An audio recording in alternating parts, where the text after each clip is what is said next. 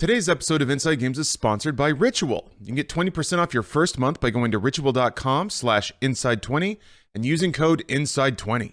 Welcome to Inside Games, the only gaming news channel brave enough to say the Steam Deck rocks, but it also sucks at the same time. And it's very brave to say both sides of the issue. It's not brave at all. And it makes it extra brave because I don't think either of us have even touched one yet. I have not touched. I pre-ordered it, but I'm never getting it. I got smudges all over my monitor trying to touch that thing. Lawrence, I did notice that you said any of us instead of either of us. So what do you mean? What's that all about? Well, Bruce, just as the gaming world's family of handhelds just grew a little larger with Valve's Steam Deck, so too does our family at Inside Games grow today. Wait, I am so excited to reveal, thanks to your Patreon support, we are proud to introduce our third member of our the bravest gaming team, Charlotte Avery. What's up, gamers? It's Charlotte Avery! You used my favorite word, Charlotte. My favorite word is gamers. They said we need a cusp millennial Gen Zer on this show. Well, we're glad you're here because we're going to need to help breaking down the launch of, I guess it's kind of a launch of the Steam Deck. It feels like a weird launch.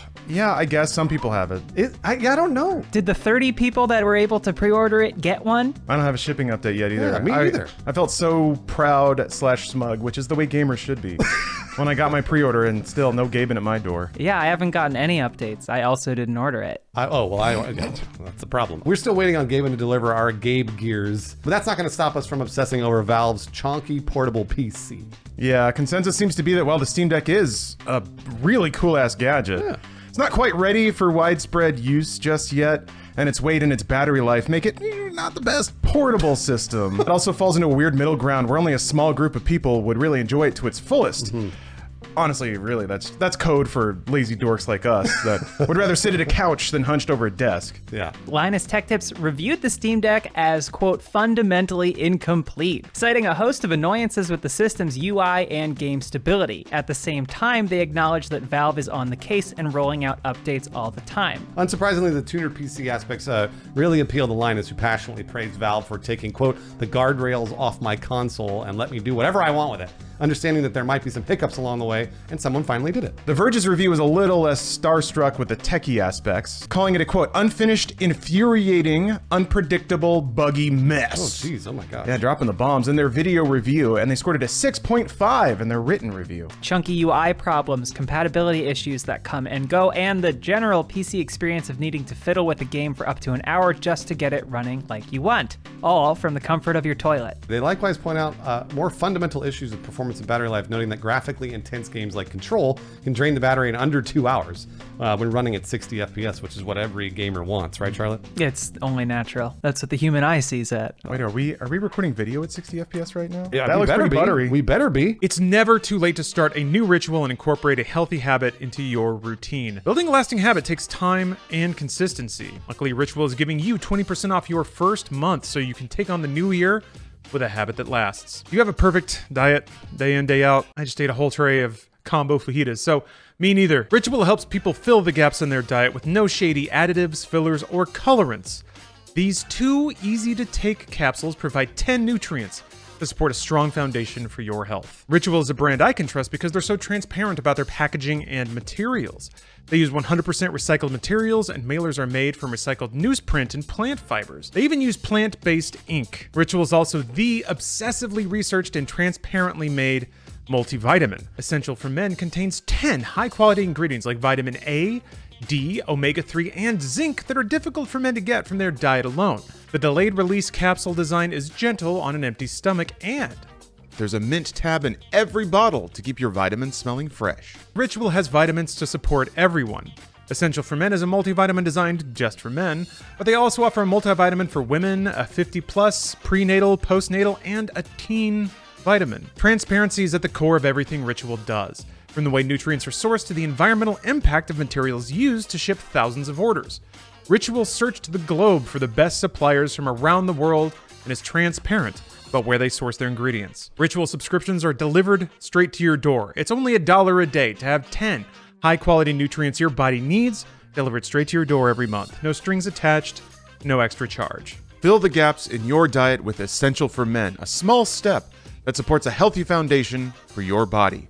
Ritual are offering 20% off your first month by going to ritual.com/inside20 and using code inside20 at checkout. Thank you, Ritual. Enabling a 30 FPS cap and running more modest games can boost that battery life to around 4 hours. Nobody wants that shit. Yeah, the Steam Deck, it's not really quiet either. Is there a fan in it? Yeah, a noisy one. Mild, annoying hum. So I gotta admit, I can feel self-conscious whipping out my Switch in a public place, especially with the volume all the way up. A fan whine is a bit different. Just imagine being on a plane with that thing kicking out that sound. I mean, I probably wouldn't notice. I hear a sound on a plane, I'm like, it's two things. Something that's supposed to be happening, or we're gonna die. We're sorry to say you won't get away with playing this in the back pew at church, even if Uncle Randy's funeral's boring as shit.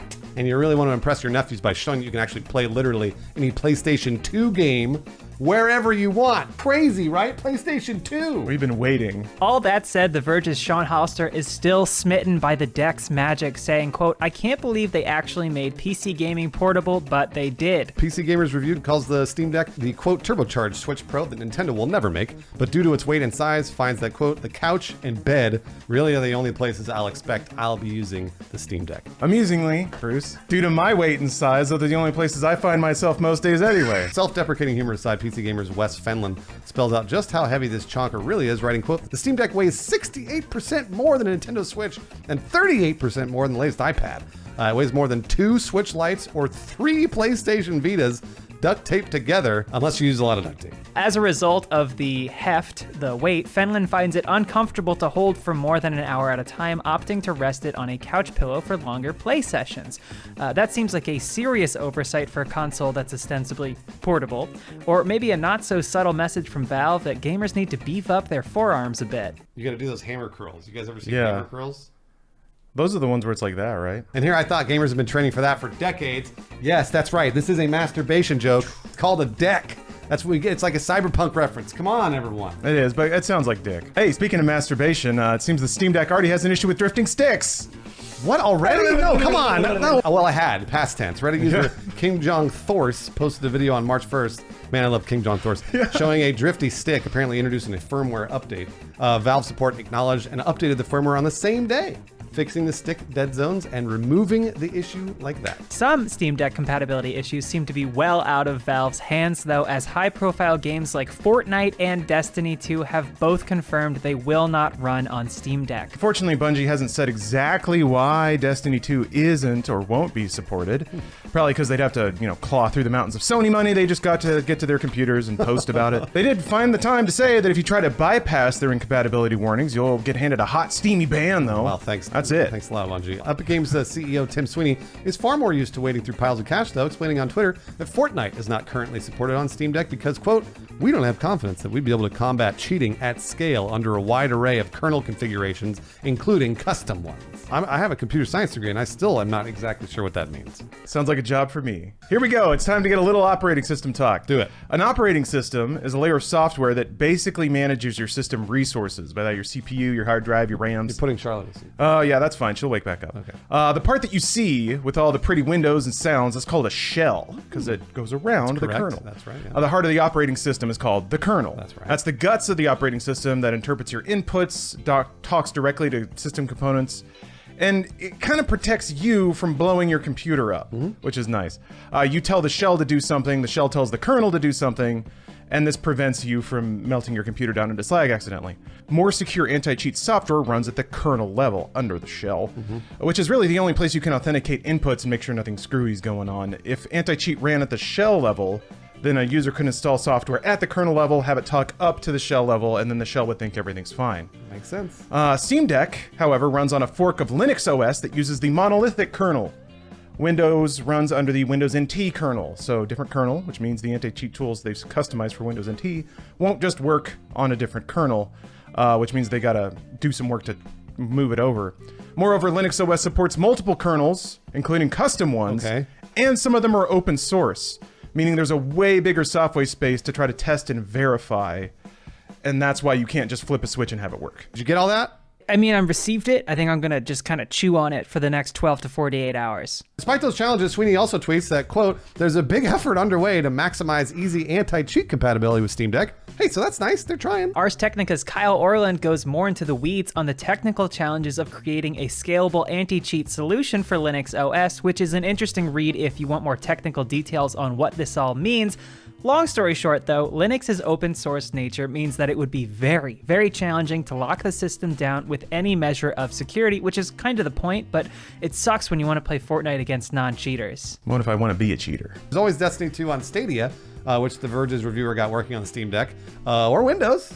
Theoretically, users will be able to install full-ass Windows on the Steam Deck, but graphic drivers are not yet available, so we'll have to wait a bit and see how that works out. Yeah, that's not to imply the Steam Deck is bereft of games. Not at all. PC Gamer has footage of Steam Deck running Elden Ring. That's right. Oh, rise, ye tarnished, touch grace. It is stuttery though. It doesn't run very well. I mean, it doesn't run super great on a desktop right now, so it's even worse on a Steam Deck. Yeah, that's true. The Steam Deck also apparently a goddamn emulation powerhouse. PC Gamer reports that emulators for GameCube, Wii, PlayStation 1 and 2, PlayStation Portable, Super Nintendo, and even the Switch are all installable directly from the Linux App Store, and they largely all recognize the portable's controls right from the drop. That's very impressive. The Deck's battery withstands emulation a lot better than modern PC games too, with Metroid Prime running for a predicted 5 hours and 30 minutes on a single charge, and Persona 3 FES predicting 6.5 hours. That's pretty good. Be careful, Bruce. Why? Because Nintendo hates that. Oh, Yeah. Sorry. Eurogamer reports that YouTube videos demonstrating Nintendo emulation have just started disappearing from YouTube because, of course, they have.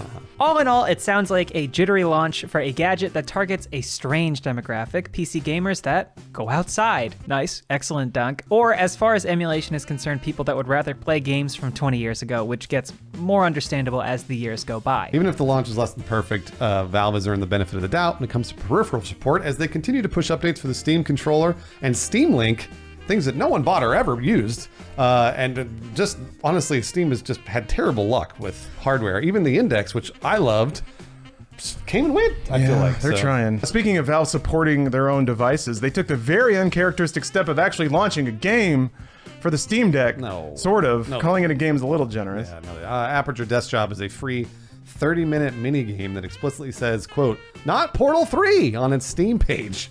It's now available for desktop systems too, provided you use a controller. According to comments from Valve designer Greg Coomer to Axios, there are multiple games in development right now at Valve, and I think they're pretty exciting ones. I mean, that's cool. Thanks, Greg. But Valve has said this before, especially when they have a new platform to support. Valve founder Gabe Newell dedicated to 3 VR games back in 2017 when they're like, we're releasing the Index, it's only $1,000. Years later, that turned into only one. Half-Life Alyx, which by the way, I think is probably the greatest VR game that has ever been released. Yeah. But it's not 3. Not 3. Yeah. But, I mean, if all 3 goodness games got smashed into Alex, Sure. it's okay. Yeah. But yeah, like recently they were basically like, yeah, we're not doing that anymore. These new games, though. Oh, baby. Get excited for that. So it turns out Valve does have the capacity to ship software sometimes, but maybe don't hold your breath for anything with a 3 on the end of it. That's not stopping Newell from talking about the Steam Deck 2, all right, because Valve is fine with 2. What? Yeah, from an interview with Edge Magazine and reported by Games Radar, Newell is already talking about the Deck as a multi-generational hardware product, saying, quote, the first step is to let you play the great games that exist today. The second iterations are going to be more about what are the capabilities that mobile gives us, above and beyond what you would get in a traditional desktop or laptop gaming environment. I'll tell you what goes above and beyond when we get in a traditional gaming environment. Half-Life fucking 3. How That come would. we haven't released Half-Life 3 yet, Gabe? Just put the game out. Okay, so there you have it. What do we think? Will the Steam Deck save gaming? Will it broaden the reach of PC gaming to people who are a little more hesitant about the technical aspects? What do you guys think? Charlotte, you're our newest member, so you go ahead and go first. I mean, I don't know. I'm not really a big portable gamer. Like, I have a Switch, but I think I'm in the minority when I prefer it docked. I'm just not a portable person, but I can understand the allure of this, and if I were somebody that was more interested, I wouldn't be so worried about this kind of like misstep out of the gate, because with hardware like this, if you release something like this, you're going to get back some really useful feedback about weight and battery life, and I mean, they're a pretty big company, so they can afford to like have that out there, take whatever losses they need to, and develop whatever the next iteration looks like. So I would say it's promising. I think Valve doesn't focus on their hardware enough when they first release it, and which is they just like to abandon things. that don't immediately succeed. And I get it. I understand that from a business perspective. But for somebody who buys the Steam Deck and wants it to be really good right out of the gate, it may not be. And we I think we know that by now with Steam hardware. Well, that's part of just the PC experience. It's the early adopter experience. It's the tech forward, want to like fiddle with things and look at a million menus and install your own OS. Like, oh, that's really cool.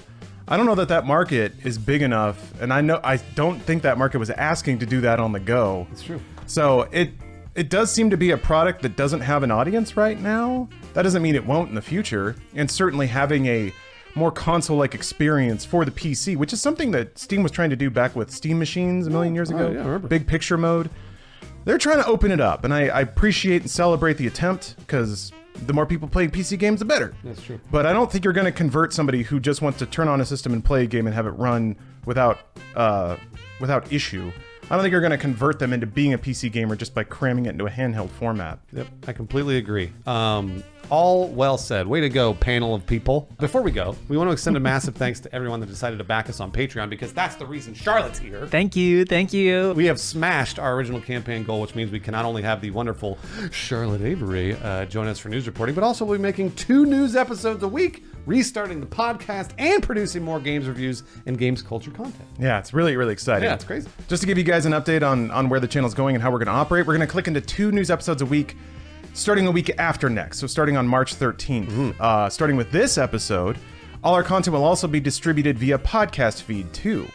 We're going to convert the Talk to the Internet feed, our previous podcast, into a general Inside Games feed. That's right. Have our news episodes, podcasts, and other content in there. Yeah, this is all just the beginning, as we have a lot more content ambitions and can't wait to make them happen. So thank you all very much for helping us on Patreon. And Charlotte, man, we are so happy to have you as our 3rd member. So happy. I'm happy to be back in the swing of things. Gaming news, it's in my blood. My blood is Mountain Dew Code Red.